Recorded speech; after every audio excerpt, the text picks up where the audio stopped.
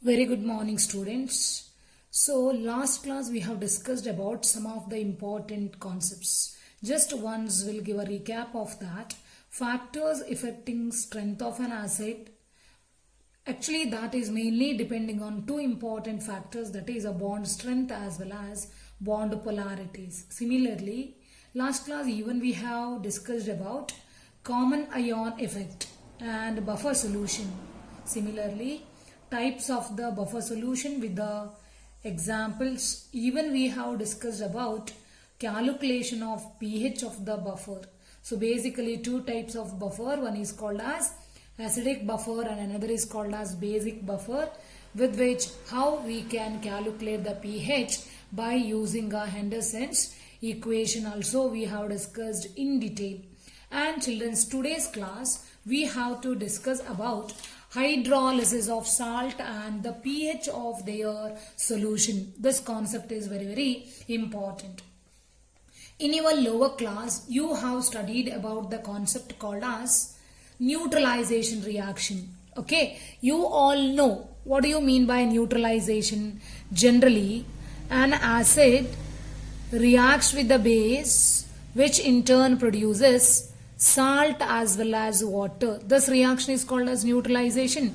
I will take an example. HCl is an acid. Similarly, NaOH is a base I will take, which in turn produces sodium chloride and water as a salt and water. This reaction is called as actually a neutralization reaction. Now, we have to concentrate about hydrolysis of salt. What do you mean by hydrolysis of salt? You all know salt plus water giving a acid and base, that itself is called as actually hydrolysis. Dissolution of a salt in water leads to the formation of corresponding cationic substance as well as anionic substance. Of course, you will consider same sodium chloride in water. What happens generally, you all know sodium ion, chloride ion, hydroxide ion and H plus ion. These are the different ions, because whenever salt is put it into the water, ionization of that ionic solid takes place in water. And then interaction takes place between the oppositely charged particle in water. That process itself is actually called as hydrolysis. So that Na plus from the ionic solid can attract with the negatively charged particle from the water. So there is a chance of producing NaOH. This will combines with this. Similarly, negatively charged particle from the ionic solid, that is chloride ion, gets interacting the H plus ion from the water and produces corresponding substance that is called as an acid. So, base and acid is produced when a salt is hydrolyzed in a water. That is what called as generally a salt hydrolysis. Okay, so you all know neutralization process, if takes place in a reverse manner, that itself is called as hydrolysis. Let us consider a definition for the same. The process in which a salt reacts with the water to give back the acids and the base is called as salt hydrolysis. That's what generally you can consider. Salt plus water gives acid and base, or general representation for a salt we consider Ba, right? Water as such reacts with this, produces Ha as an acid, BOH as a base. In the previous video, general consideration of all these terms you know, right? So generally we can conclude based on that salt hydrolysis is the reverse of neutralization reaction. So general concept, that's what I have explained already. As explanation I have given as a notes, you can follow. Generally when salts dissolves in water, what happens? Complete ionization takes place. Whenever it undergo ionization, what it in turn produces? Which in turn produces cations as well as anions. So those cations as well as anions form exist in the hydrated ions in an aqueous solution. or they have the tendency to interact with the water so that they can reform corresponding acids as well as bases, that is depending on the nature of the salt. That's what I have given you the example with the sodium chloride. So children, in that particular case, the interaction of cation and anion with the water itself is called as hydrolysis. If cation gets interact, that is called cationic hydrolysis. If an anion from the salt gets interacts with the water, then it is called as anionic hydrolysis. Thus, in that particular case, pH of the solution gets affected by this interaction. Got it clear? So how in such cases pH can be calculated? Later, with a different type of salts, with its hydrolysis, I'll let you know how pH can be calculated by using a different relation. But before going to that, you should know one particular concept, very important, that if a salt is formed from a strong acid as well as strong base, you consider a strong acid is a hydrochloric acid, strong base is a sodium hydroxide. So salt formed by that, if dissolved in water, then ions produced are simply gets hydrated. They do not undergo hydrolysis. Again, this concept along with the example I'll let you know later. So very important, gets hydrating is entirely different than that of the hydrolysis. Hence, there is no pH change. So based on that, we used to conclude such solutions are neutral solution. So let us consider, in order to understand types of different salts and their hydrolysis. Let us first move on to salts of strong acid and strong base. But children, you should remember, relative strength of the acids and bases produced by the dissolution of salt is mainly categorized into 4 different types. That resulting solution can be either acidic or basic or neutral, that is mainly depending on the salts which was produced by different types of acids as well as bases. Let us first move on to first type, in which salts of strong acid and strong base is involved. One example I'll consider, strong acid is HCl, strong base is sodium hydroxide. Strong acid is HCl, strong base is NaOH, which in turn produces a salt is called sodium chloride. Such salt solution, if gets hydrolyzed, what will happen? That we have to concentrate, and what will be the pH of such solution. Let us consider one example I have mentioned. Similarly, you can follow sodium nitrate, sodium sulfate, potassium chloride, potassium nitrate, potassium sulfate, etc. All are the salts which are produced by the combination of strong acid and strong base. So let us consider one example with its hydrolysis reaction. I'll consider sodium chloride. Sodium chloride gets hydrolyzed in water, so that produces NaOH and HCl, or the same reaction can be expressed. When you put it into the water, it gets ionized as Na plus and Cl minus. Water remains as such, produces Na plus ion, OH minus ion, H plus ion and Cl minus ion. On either side, which is common, Na plus as well as Cl minus is common, gets cancels. What is remaining? In the reactant side, water, and in the product side, OH minus and H plus ion concentration, and it is equal, right? Concentration of hydroxide ion will be equal to H plus ion. So based on that, what we can conclude, this particular type of reaction involves only the ionization.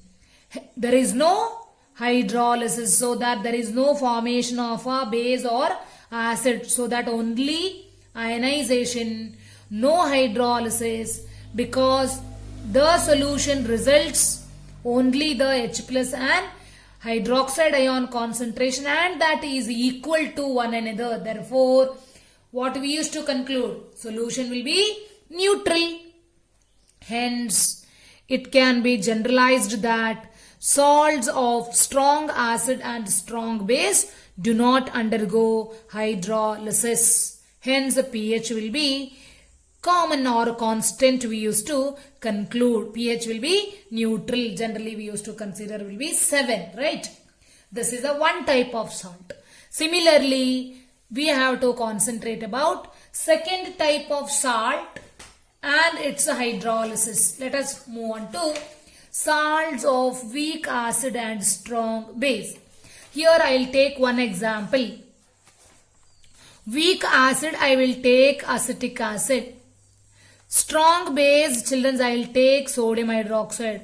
When they will combine, what will in turn produces a salt called sodium acetate, isn't it? So, such salts, if will undergo hydrolysis, what happens? What type of solution will be produced? Whether acidic solution or basic solution. Let us move on to such type of salts hydrolysis.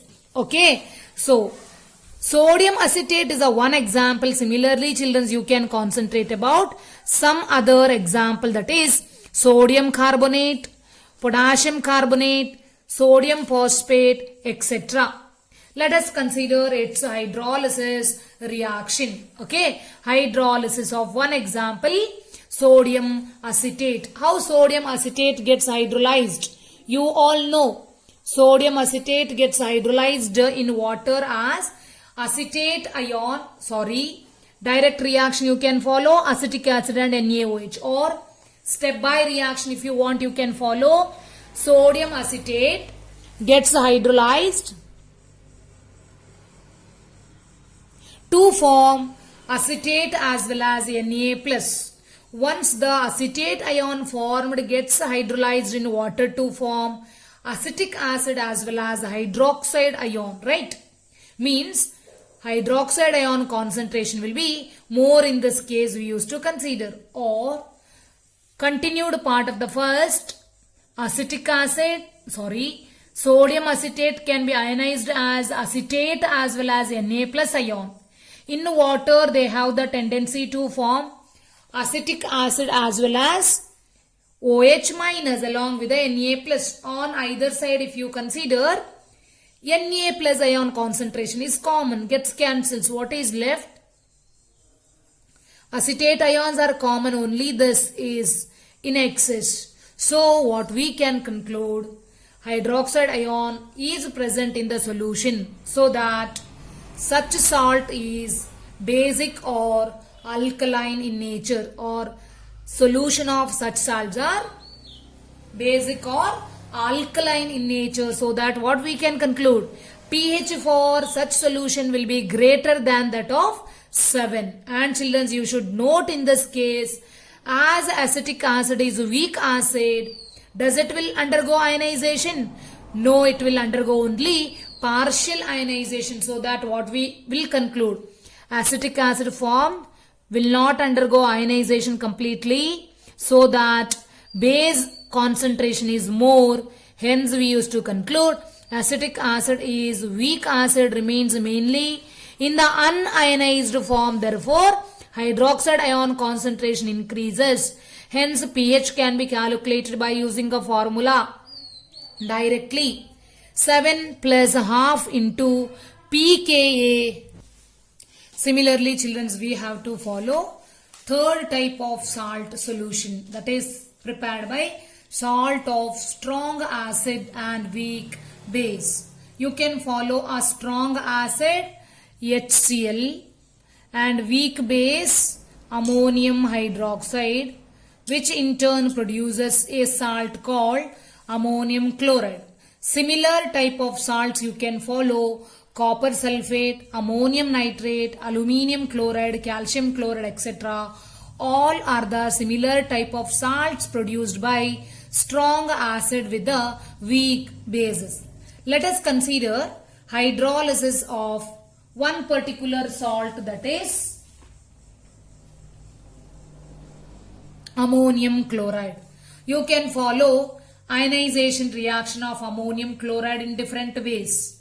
But finally, you can follow existence of both chloride as well as both H plus as well as hydroxide ions. Here if you consider ammonium chloride ionizes to form ammonium and chloride ion.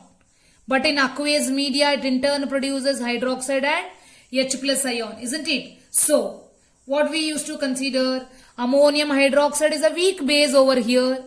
Both hydroxide and H plus ion is exist, but the thing is that ammonium hydroxide is a weak base. Its ionization is less, so that strong acid with which H plus ion concentration will be increases. So that what we can conclude, solution will be acidic, means the pH will be less than 7 we used to consider. That's what it produces H plus ion in the solution. So such solution of such salts becomes acidic in nature, or in another hand we can consider ammonium hydroxide formed is a weak base, remains mainly in the unionized form. Therefore, H plus ion concentration increases, that is pH will be less than 7. So in such cases, pH can be calculated by using a relation you can follow, that is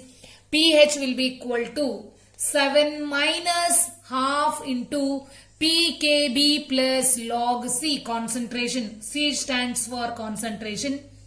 pKb stands for, we are discussing about ammonium hydroxide, so that pKb we used to consider, because weak base is formed.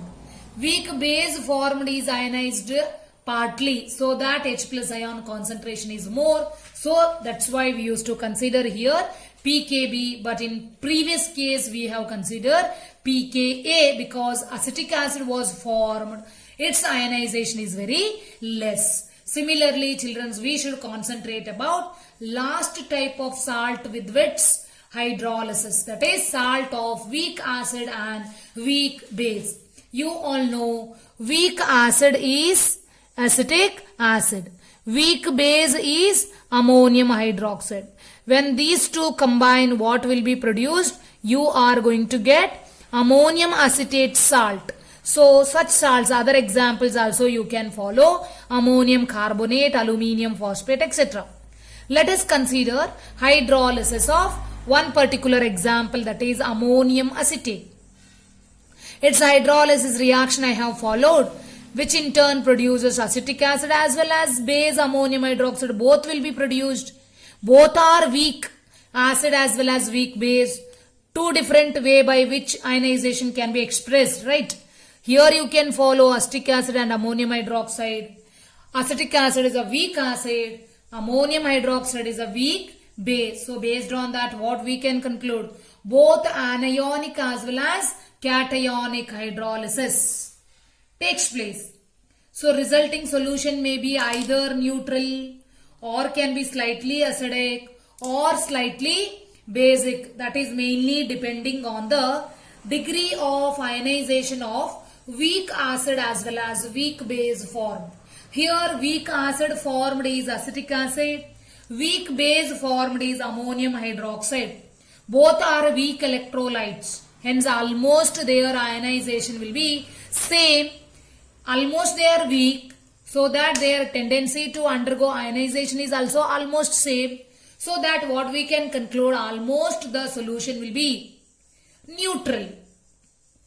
So pH can be almost very close to each other, but still you should consider pH of such solution of salt formed from weak acid and weak base can be calculated by using a formula, that is pH will be equal to 7 plus half into pKa minus pKb. This formula is very important because in your syllabus included only this formula, and problems based on such formula or this formula is very important for you for 2 marks. Previous two cases or two types of salt hydrolysis, whatever I have considered, with which Rarely they'll ask problems for board examination point of view, but for competitive examination point of view you should remember, but this formula is very important for theory point of view. Children, this is very important. And children, you can note one more important point, that the pH of the solution can be greater than 7 if the difference is positive. And if the difference is negative, then pH will be less than 7. Got it clear? And the third point important you should note, that is degree of hydrolysis. Sorry, as we have discussed about concept of salt hydrolysis, for a competitive examination point of view, even we should know about degree of hydrolysis. Generally, degree of hydrolysis is represented by using a symbol that is H, small letter H. What do you mean by degree of hydrolysis? It is the fraction of, or the percentage of total salt which is hydrolyzed, or in the mathematical form you can represent H will be equal to number of moles of the salt hydrolyzed to that of total number of moles of salt which was taken. That is what called as alpha. And children, in order to express this salt hydrolysis, we used to consider a salt hydrolysis constant generally can be represented as KH. General reaction for a salt hydrolysis we used to take Ba plus water produces a acid Ha and BOH will be the base. So hydrolysis constant KH for the reaction can be given as concentration of Ha as it is a chemical equilibrium law or law of mass action applying, so that product of the molar concentration of the products to that of molar concentration of the reactant, pure water can be neglected or taken as unity, so that this will be expression for hydrolysis constant KH. Got it clear? So for the competitive examination point of view, that hydrolysis constant of different salts can be used in different way. That is very important. That is related to ionic product as well as ionization constants of acid as well as base. Suppose if you consider a salt of weak acid and a strong base, then constant, that is hydrolysis constant KH can be equated to the ratio of Kw and ionization constant of acid. Similarly, a salt of weak base with a strong acid is taken, then hydrolysis constant can be given as ionic product Kw divided by ionization constant of a base, because here it is a weak base. Very important. Here is a weak acid, we need to take Ka. Weak base, we need to take Kb. Suppose a salt of weak acid and weak base both are present, then hydrolysis constant KH can be given as ratio of ionic product, that is Kw divided by Ka into Kb, that is ionization constant of both weak acid as well as weak base. That is very important formulas. These are the some of the important formulas used in salt hydrolysis with respect to degree of hydrolysis, just for competitive examination point of view. Then we have to concentrate about the numerical related to salt hydrolysis. Very important for theory point of view. 2 marks question. One problem from the textbook only I will consider, that is the pKa of acetic acid is a weak acid and a pKb of ammonium hydroxide is a weak base are provided 4.76 and 4.75 respectively. Calculate the pH of ammonium acetate solution. So children, you all know pH will be equal to 7 plus half into pKa minus pKb is a formula in order to calculate the pH of weak acid and weak base. Its pKa and pKb value is provided, isn't it? Substitute the values provided. 7 plus half as such from the formula. 4.76 is a pKa value. 4.75 is a pKb value. They have provided respectively. Substitute and simplify so that the pH value will be equal to 7.005. That is one of the important numerical. And children, we have to concentrate about the next concept for today's class, that is solubility equilibria of sparingly soluble salts. Very important. Solubility of the ionic solids are depending on two factors. Children, you all know the concept called lattice enthalpy as well as solvation enthalpy. What do you mean by lattice enthalpy? Very simple.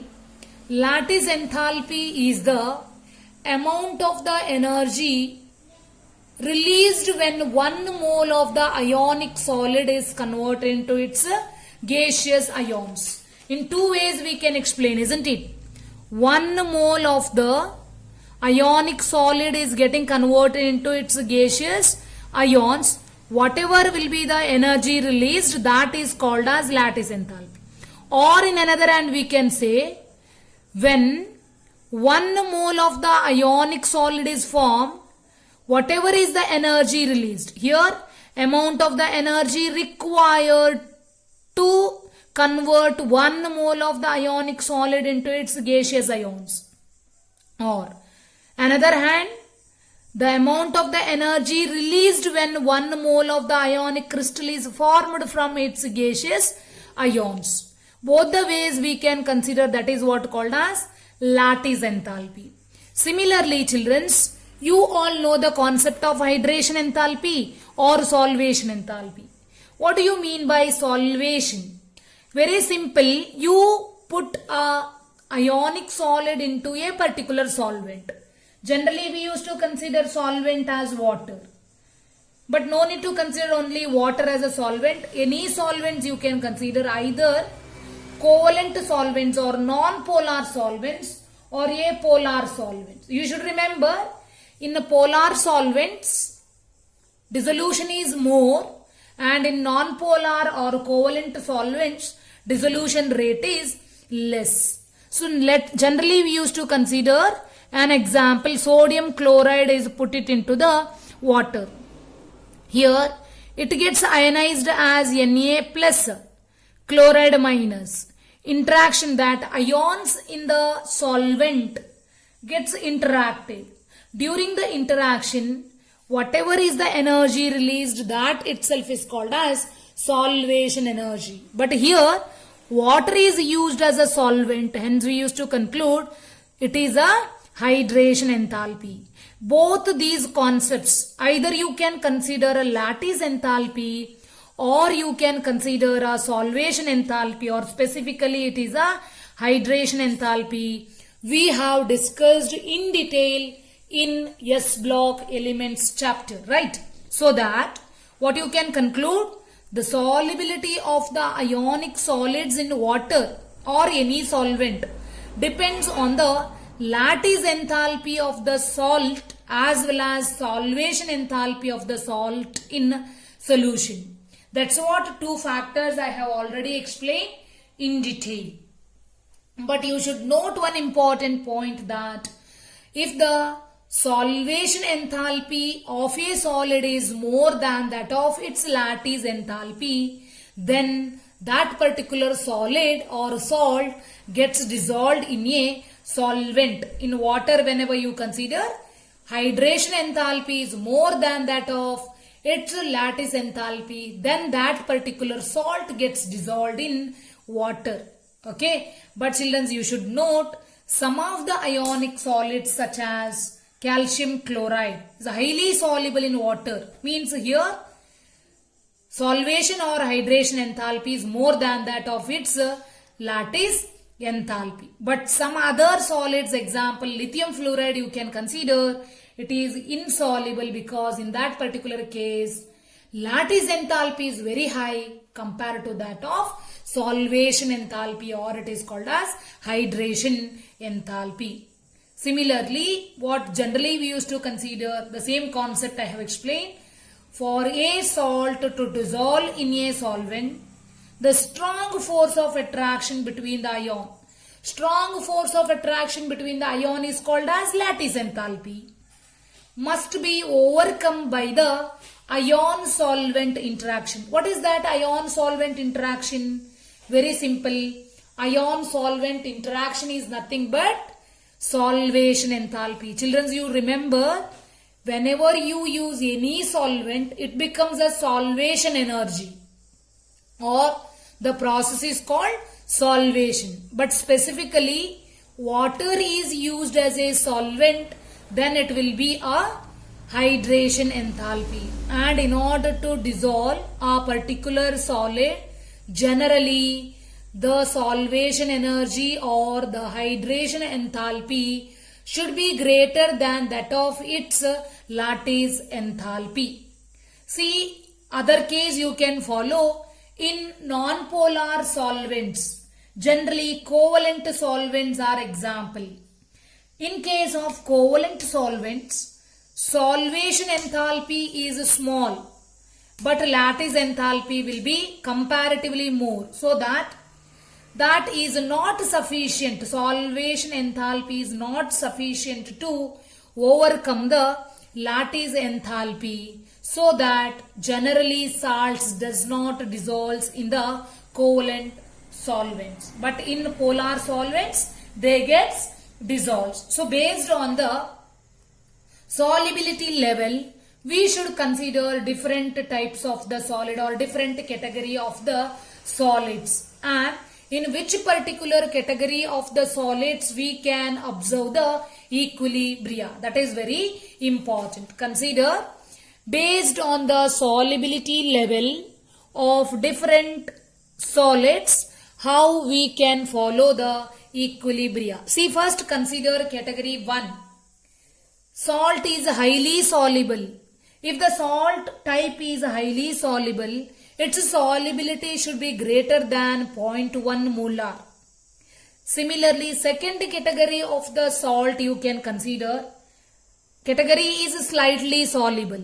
If the solid or salt is slightly soluble, what will be its solubility range? That is in the range between 0.01 molar to 0.1 molar. It is in between. Solubility will be ranging between the 0.01 as well as 0.1 molar.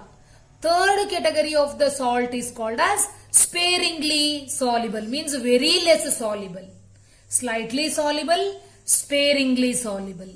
Solubility will be less than that of 0.01 molar. You should consider that is very, very important. Even less than that of the 0.01 molar, then it is called as sparingly soluble salts.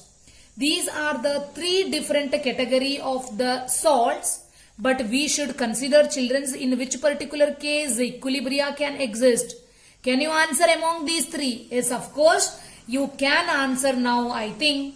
In last type, that is sparingly soluble salts, in which equilibrium can exist. Why? Because some of the solids are in the undissolved or unionized form, and some of the ions are in the saturated form. So based on that, the equilibrium can be exist between undissolved form of the salt as well as the some ion which are already saturated. Got it? Equilibrium can be seen or exist between the undissolved salt and the ions which are already in the saturated solution. So that only in case of third category of salt, that is sparingly soluble salts, with which equilibrium can be observed. Now children, in this particular case, we have to concentrate about the constant called as solubility product constant that can be denoted by using the symbol that is Ksp. As you have considered, Ka is the ionization constant, Kb is the ionization constant for acid and base respectively, Kw is the ionic product, Kh will be the hydrolysis constant, Ksp will be the solubility product. But about that solubility product we'll consider or we'll discuss in the next video. But children, till today whatever we have discussed is very important. Please be thorough with this concept, that will help for your second PUC electrochemistry chapter. Thank you.